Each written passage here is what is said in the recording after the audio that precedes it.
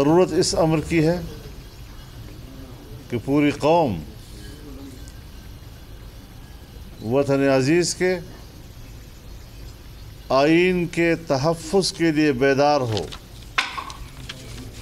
اور میں اپیل کرتا ہوں کہ آنے والا جمعہ یوم تحفظ آئین پاکستان کے طور پر منایا جائے گا۔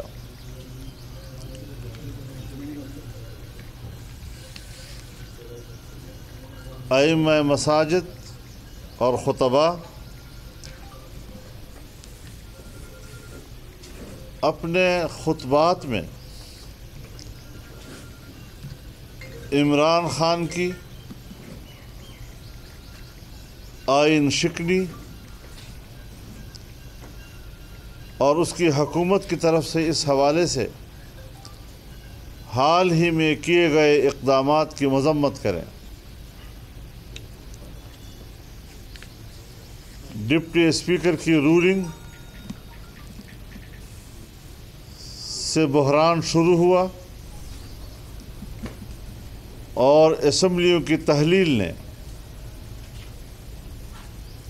اس بحران کو مزید سنگین کر دیا ہے۔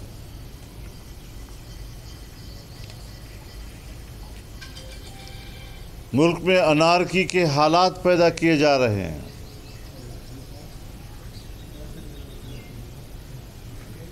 تحریک انصاف کے کارکن نوجوانوں کو اور جمہوری قوتوں کو اشتعال دلا رہے ہیں کہ کسی طرح مزاحمت ہو اور ملک میں فسادات کے شعلے بھڑک اٹھے، اور اس طرح ملک کی سلامتی کو داؤ پہ لگایا جائے۔ آئین پاکستان کو سبوتاژ کیا گیا،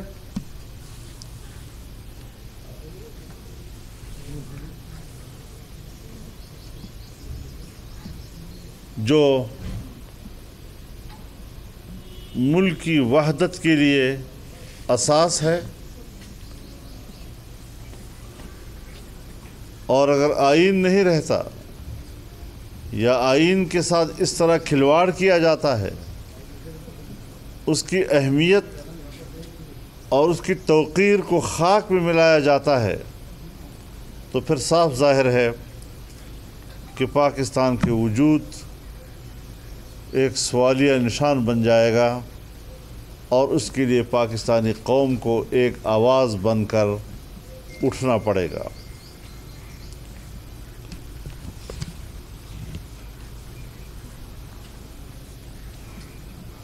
ملک کی وحدت، پارلیمان اور اس کی بالادستی، جمہوریت، یہ پاکستان کی نظریاتی بنیادیں ہیں جنہیں ہلا کر رکھ دیا گیا ہے۔ آئین کی اسلامی دفعات، عقیدہ ختم نبوت کا تحفظ،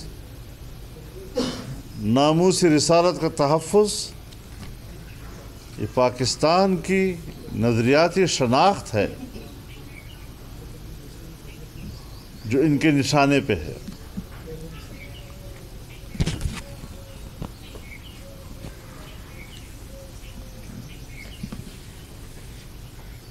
اس لیے انتہائی ضروری ہو گیا ہے کہ قوم بیدار ہوں، جمعے کو یوم احتجاج بنائے، اور کارکن اور عوام مل کر ریلیاں نکالیں اور اس غیر جمہوری، غیر اخلاقی اقدام کی نفی کریں اور پاکستان کے ساتھ کھڑے ہو جائیں۔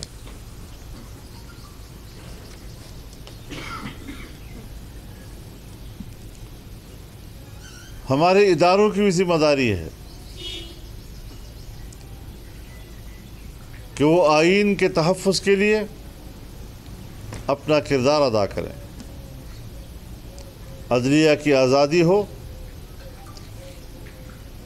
اسٹیبلشمنٹ اور بیوروکریسی کے فرائض کی ذمہ داری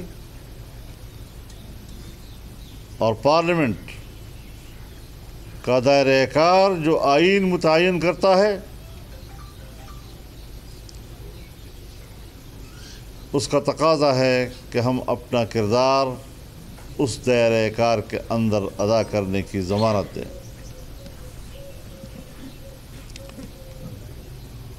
سپریم کورٹ آف پاکستان نے از خود نوٹس لیا، یہ درست اقدام تھا، لیکن نارمل پروسیڈنگ سے عوام میں بے چینی پیدا ہو رہی ہے۔ ترجیحی بنیادوں پر ڈپٹی اسپیکر کی رولنگ کو کالعدم قرار دیا جائے، اراکین کو عدم اعتماد کا ووٹ استعمال کرنے کا حق دیا جائے، نئے وزیر اعظم کے انتخاب کا حق دیا جائے، اور پھر آئین کے تحت اپنی اختیارات کو استعمال کرتے ہوئے وہی آئندہ الیکشن کی تاریخ دیں اور اس کا شیڈول دیں۔ اس نام نہاد حکومت کے غیر آئینی اقدامات سے پاکستان کے اندر منصفانہ انتخاب کی کوئی توقع نہیں کی جا سکتی۔ ہم پہلے بھی کہہ چکے ہیں کہ دھاندلی کی پیداوار حکومت ایک دفعہ پھر دھاندلی ہی کی کھوک سے نئی حکومت جنم دینا چاہتی ہے۔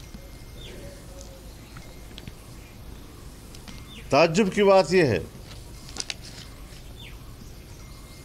کہ کیبنٹ ڈویژن نوٹیفیکیشن جاری کر چکی ہے کہ وہ اب ملک کا وزیر اعظم نہیں رہا ہے۔ صدر مملکت زبانی کہتا ہے کہ وہ کام جاری رکھے،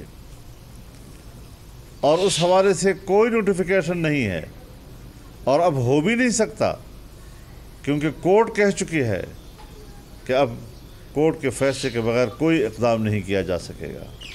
اس کے باوجود وہ کس طرح پرائم منسٹر ہاؤس کو استعمال کر سکتا ہے، پرائم منسٹر سیکریٹریٹ کو استعمال کر سکتا ہے، وسائل کو استعمال کر رہا ہے، اور بیوروکریٹس کو اپنے گھر کیسے بلا رہا ہے، مراعات کیسے حاصل کر رہا ہے، اس نے تو پاکستان کے خزانے کو شاید مال غنیمت سمجھ لیا ہے کہ بس اس کو سمیٹو اور ہڑپ کر جاؤ۔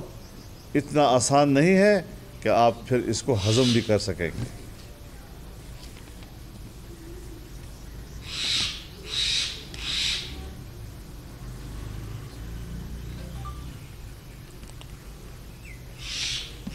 اس بات کا